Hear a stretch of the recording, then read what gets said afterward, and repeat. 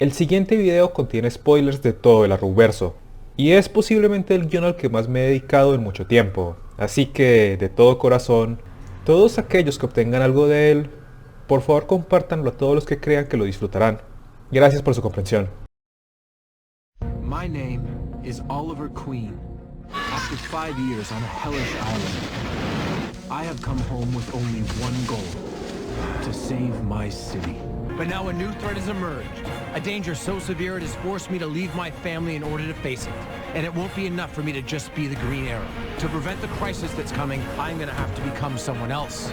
I'm gonna have to become something else. El 14 de enero de 2020 el mundo perdió a su más grande héroe. Oliver Queen, Green Arrow, dio su vida para salvarlas todas, otra vez, como hizo todas las noches desde su regreso a Star City hace 8 años. Y el mundo que despide a Green Arrow es innegablemente uno mejor al que lo recibió. Oliver Queen salvó su ciudad, salvó a su mundo, salvó a todos los mundos. Se convirtió en algo más de lo que él mismo creía poder ser. Si no entienden de qué hablo, Arrow, la famosa serie de CW, llega a su fin después de 8 temporadas. 8 años de historias, spin-offs, crossovers y mucho más que jamás creímos ver en la pantalla chica. Arrow cambió el mundo de DC en la televisión, y cambió completamente la manera que CW produce entretenimiento. Y todo lo que CW, esa esquina televisiva de DC, arrancó no realmente con Arrow.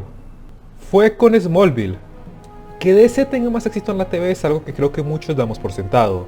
Si son de mi generación se criaron con el universo animado de DC. Pero aún antes estaban los Super Amigos, e incluso en los 90 tuvieron varias apuestas en live action. Flash de 1990 con una temporada, pero capaz más importante fue Lois and Clark.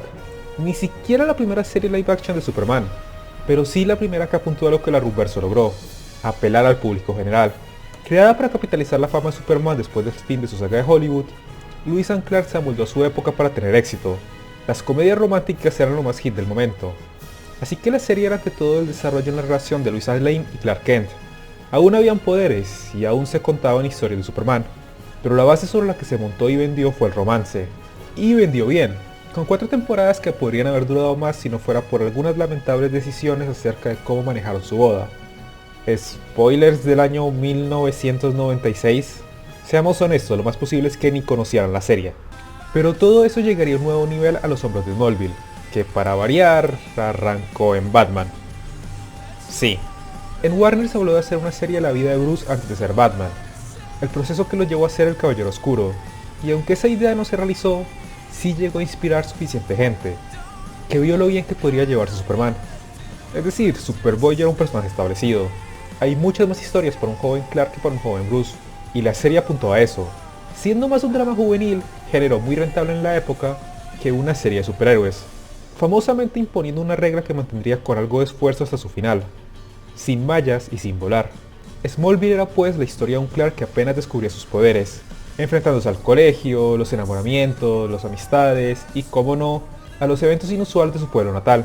Y la serie encendió a 1000 por hora, rompiendo récords y enamorando a todos los televidentes de un Superman que aún no lo era. La serie siguió, con subidas y bajadas. Clark fue creciendo y la regla de las no mallas se rompió, un poco, lo suficiente. Nunca fue Superman en sí, pero sí peleó contra básicamente todos los enemigos de Superman, y tuvo trajes, y fue a Metrópolis.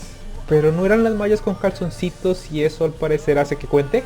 Smallville había mostrado que la gente estaba dispuesta a ver historias de superhéroes en la pantalla, siempre y cuando el trasfondo humano fuera interesante. Y así fue añadiendo más villanos, más héroes aliados, toda una liga, toda una sociedad, pero no a Superman. Smallville cerró otras 10 temporadas, pero no necesariamente dejaría un hueco detrás. Había un mercado al que apelar, y Smallville había generado muchos personajes que eran tan queridos como el mismo Clark, particularmente Oliver Queen, Green Arrow, interpretado por Justin Hartley. Así que en poco más de un año, CW tenía lista su nueva serie, Arrow, enfocada en Oliver Queen, en un canon completamente nuevo con un tono 100% distinto y otro actor en la capucha, Stephen Amell. La reacción general fue un completo what the fuck. La idea sonaba simplemente ridícula. Haces una serie sobre un personaje que ya tiene una fanaticada establecida y eliges cortar todo eso para iniciar de cero. ¿En qué carajos estaban pensando? La respuesta a eso es al parecer en el futuro. Arrow se estrenó en el 2012, en medio de tal vez mucha controversia por sus elecciones, pero definitivamente con mucha prensa, y en un mundo que ya había vivido a Smallville, en un mundo que ya había vivido Los Vengadores. La serie narraba la historia de Oliver Queen, un joven millonario que tras un accidente naufraga y queda atrapado por 5 años en una isla desierta. Pero por debajo de la mirada de todos, el Oliver Queen que regresa tiene una misión. El último legado a su padre antes de sacrificar su vida era una lista de los más grandes criminales presentes en su ciudad, y tomando una capucha y arco, Oliver corregirá los errores de su familia, sin importar cuántas vidas esto tome. Arrow no podía ser más diferente de lo que fue Smallville, o lo que ofrecía Marvel, y eso de hecho fue brillante. Arrow era un drama increíblemente crudo para lo que había visto el género, o al menos comparado a lo que le precedía. Oliver tenía un claro estrés postraumático de sus vivencias. Sus flechas mataban, y era algo que ni siquiera le afectaba. Su estilo de combate era brutal pero eficiente. Habían referencias a drogas, sexo y todo tipo de crímenes. Y la serie reconocía y lidiaba con varios tropos evidentes, como el hecho que la cruzada del vigilante y el regreso de Oliver fueron simultáneos. Arrow iba en serio, las apuestas también, y el tono era lo suficientemente oscuro y serio para romper el molde, y hacer que sus televidentes lo tomaran tan en serio como lo hacían sus creadores, pero no lo suficiente como para que Oliver Queen dejara de verse heroico, o al menos humano. Era un hombre con un pasado complicado, que vivió cosas horribles, y a su manera aún buscaba arreglar las cosas, o al menos su legado. Gran parte de lo que hizo esto algo posible fue su manejo del tiempo. Arrow mantuvo una narrativa doble, con los episodios compartiendo historias en el presente y de su tiempo en la isla, mostrándonos en persona lo trágico de su transformación, pero también lo positivo que solía ver, el inocente joven de antaño y el endurecido hombre que regresó. Arrow debutó como el estreno más grande del canal desde el 2009, mantuvo algunos de los ratings más estables en la historia de la compañía, y más famosamente fue una de las series más buscadas en sus servicios en línea. Arrow no era para nada como lo que estuvo antes, y eso era perfecto. En un mundo anterior a Daredevil y Jessica Jones, Arrow se volvió el estandarte dorado sobre cómo lograr hacer una serie madura y oscura de superhéroes, y no cómodo con eso buscó expandirse. Desde el primer momento Arrow hizo referencias a todos los superhéroes y lugares que fueran relevantes. Bloodhaven, Blue Beetle, Industrias Wayne, aún sin tener más héroes en el plantel, aún siendo un mundo firmemente puesto en el realismo, desde su primera temporada buscó cómo dar las pistas de lo que sería un mundo mayor. Para su segunda temporada, Arrow lograría enfrentar a su héroe contra el Escuadrón Suicida, aliarlo con Amanda Waller, introducir a la Liga de los Asesinos, Canario Negro, y poner de archienemigo a nadie menos que Deathstroke. No alguien pretendiendo ser Deathstroke usando solo el nombre de Slade. Deathstroke de pies a cabeza en su traje insignia y katanas. Y aún así logró que todo eso fuera serio, dramático y completamente atrapador. Arrow hizo lo imposible posible. Pero de lejos el más grande paso en toda esta temporada sería su octavo episodio, El Científico. Cuando Oliver Queen se enfrenta a un hurto en la compañía de sus padres, sería un científico forense de su ciudad vecina Central City quien le extendería la mano. Nadie más y nadie menos que Barry Allen, el futuro hombre más rápido del mundo, Flash. Con tan solo una temporada en su mano, Arrow ya estaba arrancando el proceso para lanzar su primer spin-off. Lo que era antes un solo show, lo que era antes una sola serie, ahora sería un universo. Y para el final del episodio, replicando el famoso accidente de los cómics, los primeros pasos para la aparición de no solo Flash, sino de los superpoderes en general, habían ocurrido. Flash debutaría en 2014, junto a la tercera temporada de Arrow. Y si Arrow inició con fuerza, Flash se llevaría todo el ritmo de su carrera. La serie prontamente destronó a su padre como la serie más vista del canal, y con su mundo de poderes fantásticos, efectos especiales y un héroe con una sonrisa en todo momento, el joven Arrowverso ahora tenía su manera en el Arquero Esmeralda y Velocista Escarlata, su icónico dúo de Batman y Superman. CBS, parte del conglomerado que contiene a CW, se daría cuenta de esto, y arrancaría con la producción de su propia serie de superhéroes para el canal, Supergirl. Lo que originalmente no planeaba ser una serie al mismo canon, se fue adentrando lentamente. Primero un crossover corto con Flash que lo sentó como un universo alterno, y luego para su segunda temporada la serie simplemente sería trasladada a CW. Y ese ni siquiera sería el último spin-off, porque con 4 temporadas de Arrow y 2 de Flash, habían suficientes personajes para arrancar a una otra serie, Leyendas del Mañana, que añadiría viajes en el tiempo a este mundo. De manera similar, CW adoptaría la serie de NBC, Constantine, a su canon, y añadiría muchos más especiales animados y cómics para poblar su universo. En cuestión de unos 4 años, lo que inició como la cruzada personal de un hombre con arco y flecha, había dado lugar a un mundo extenso con superpoderes, alienígenas, viajes temporales y tierras alternas. El mundo de DC estaba realmente en la pantalla, con actores de carne y hueso, especiales anuales que cruzaban a todas sus series y replicaban clásicos del repertorio de DC. Y todo eso pasó en un abrir y cerrar de ojos. Pero eso no es sinónimo de que todo salió bien. Arrow fue brillante para su época, pero esa era una época donde nadie más había tratado seriamente la televisión como un medio para los superhéroes. Y eso era cuando Arrow tenía un claro plan de dónde había arrancado y toda una temporada planeada. Pero el mundo ahora conocía a Daredevil. Lo que pasaba cuando una serie de superhéroes se realizaba en una plataforma especializada, sin preocuparse por censura e intromisión editorial, y donde Arrow era brutal, Daredevil era inclemente. Más aún quedaba claro que Arrow estaba flotando en su rol. Para el fin de la segunda temporada, los más grandes misterios de su pasado en la isla estaban resueltos. Su más grande rivalidad ya había sido enfrentada, y parecía que su rol en la ciudad estaba claro. Arrow fue planeada desde un principio como la historia de cómo Oliver Queen pasa de un vigilante a un héroe, cómo un hombre atormentado puede volverse Flecha Verde. Y la verdad, parece que ya estaba todo listo, así que ¿cómo duró la serie otras 6 temporadas? A grandes rasgos, lo que toda serie americana hace: desviarse. ¿Ya se resolvió lo de la isla? Pues entonces no estuvo en la isla a los 5 años. Oliver ya es una persona de firme moral que es respetada por la ciudad, pues forcémoslo de maneras complicadas a volverse moralmente turbio de nuevo. La opinión de cada quien variará de cómo funcionó en cada temporada, pero ante un Arrow que claramente estaba derrapando sobre dónde ir, con Flash y Supergirl ofreciendo historias más alegres y espectaculares, y Daredevil haciendo mejor lo del héroe torturado, Arrow ya no tenía el brillo de antaño. Y el más grande obstáculo en toda esta odisea sería el mismo DC. El enfoque de DC en su universo cinematográfico resultó que el Arrowverso recibiera muchas limitaciones que no estaban en los planes originales. De repente Arrow no tenía derecho a usar a Amanda Waller o el Escuadrón Suicida por la próxima película, y personajes centrales al mundo de Oliver tendrían que ser removidos forzosamente por simples decisiones ejecutivas. Arrow había recibido más golpes de los que tenía planeado, y mientras sus herederos se alzaban, él parecía estar más decaído que nunca. Aún así, algo innegable es que esto pasa en todos los seriales americanos. El éxito en las productoras anglosajonas se mide por temporadas. Una serie debe durar lo que el público quiera ver, no lo que sea más saludable para su historia en sí. Y creo que todo el Arrowverso ha sufrido por eso, no solo su progenitor. Flash era la repetitiva historia de un hombre que deja escapar a todos sus villanos aunque su poder es literalmente ser el hombre más rápido del mundo. Leyendas del Mañana tiene el tono más esquizofrénico en toda la ficción, y no estoy seguro que nadie realmente se haya visto D-Ray. Arrow flaqueó, como toda serie larga flaquea, porque la necesidad corporativa no es la mejor amiga de la intención artística. Pero aún así, Arrow buscaría mostrar que aún tenía que dar y que contar, y eso lo haría en su 5ª temporada.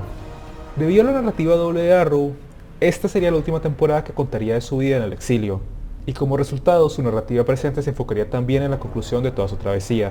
La 5ª temporada fue una oda a toda la historia de Oliver Queen, lo bueno, lo malo, aquello que preferiría olvidar. Oliver Queen, al fin Flecha Verde, al fin el alcalde de su ciudad, debería enfrentarse a un enemigo que aprovecharía todas sus incongruencias, sus hipocresías, sus fallas y debilidades para asegurarse que Oliver muriera como el asesino que era, o por fin demostrara que era el héroe que su ciudad necesitaba. Prometeo fue brillante, un villano que parecía tan enamorado como defraudado de Arrow, el archienemigo perfecto de Oliver Queen que tomaría todas las flaquezas de su guión y prácticamente las convertiría en el arma para acabar de una vez por todas con él. Y después de todo esto, tras enormes esfuerzos, errores, promesas rotas, hábitos tomados y abandonados, en una de las temporadas más intensas de todo el Arrowverso, los 5 años de Oliver Queen en el infierno se habían acabado. Los 5 años en su ciudad habían dado origen a alguien más, a algo más. Oliver Queen era el héroe de Star City, Flecha Verde. Era todo lo que su viaje lo había llevado a ser, y fue un cierre perfecto para la historia. Excepto que no lo fue, porque esta serie tuvo otras 3 temporadas y realmente poco o nada se puede decir de ellas. La 6ª temporada se enfocó ante todo en el rol público de Oliver Queen, sus deberes como alcalde y sus decisiones en oficina, mientras se veía enfrentado a criminales más tecnológicos, más enfocados en los crímenes monetarios que grandes planes de supervillano. Y nadie realmente veía a Arrow por la política, aunque la idea de crímenes más sencillos podía funcionar. El elenco antagónico era sencillamente aburrido, con Ricardo Díaz, el enemigo no solo de la 6ª temporada sino buena parte de la 7ª, siendo simplemente uno de los personajes más patéticos de todo el universo. Además, la serie ya no tenía años de exilio que contar.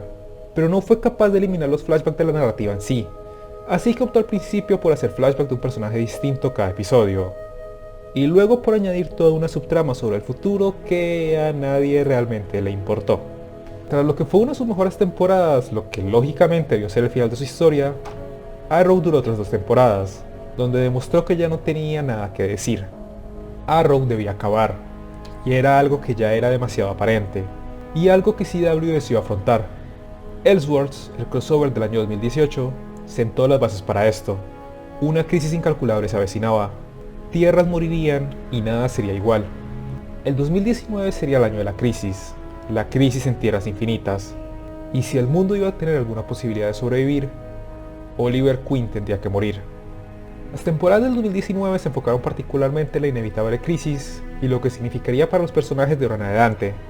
Un mundo que tal vez ya no tendría Flash y Green Arrow, héroes destinados a dejar sus familias para darles un futuro. Y mientras Flash lo manejó con su optimismo, las cosas en Arrow serían diferentes. Esta sería oficialmente su última temporada. La octava y resumida temporada sería el último momento de Arrow, el fin de toda la saga, y como resultado sus episodios se enfocaron en el legado, en honrar lo que había pasado, los mejores momentos del viaje. Esto trajo consigo un formato mucho más liberal, e hicieron a todo el equipo dar su mejor juego, y así, la crisis inició. 5 episodios a través de 5 series, pero muchas más participaciones.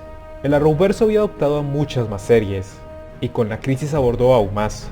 El resultado fue un proyecto de amor descarriado, que buscaba traer todo lo posible de la historia de DC a la pantalla pequeña. Amor descarriado y desenfocado, con una cantidad increíble de cameos y referencias, y con una trama tan disparatada como esas mismas referencias.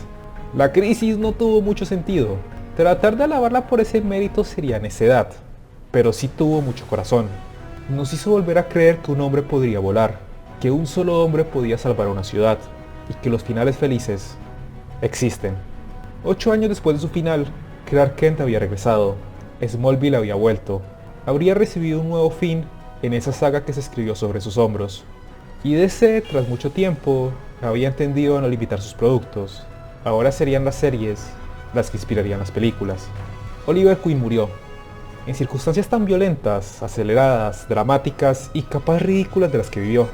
Pero en su recorrido, en su vida fracturada y dolorosa, el legado que dejó, el mundo que lo despide, es infinitamente mejor al que lo recibió. Las nuevas tierras que viven ahora tras su sacrificio son mejores, más cercanas, más heroicas. El panorama de DC tanto en la pantalla grande como pequeña es mucho más esperanzador, y nunca más ambas divisiones tendrán que competir entre ellas. Oliver Queen no fue un hombre perfecto, Arrow no fue una serie perfecta, y Crisis no fue el mejor crossover de todos los tiempos. Pero al final de su saga, el legado que deja, aquello en lo que Arrow se convirtió, es innegablemente uno feliz. Si lloré, fue de alegría, porque un hombre con 1000 errores y problemas, con incontables dificultades, un proyecto que debía estar destinado a fracasar, logró salvar su ciudad, logró cambiar a CW, logró crear lo que nunca pasó del todo en los cines. Oliver Queen, Flecha Verde, el primer y más grande héroe de DC en la televisión, cumplió su viaje, y el final de su historia fue uno feliz y optimista, uno acorde con todo lo que CW, Greg Berlanti y Stephen Amell dieron de sí para hacer que Arrow funcionara. Los últimos 8 años de mi vida fueron los más complicados, tristes, emocionantes, trágicos y esperanzadores.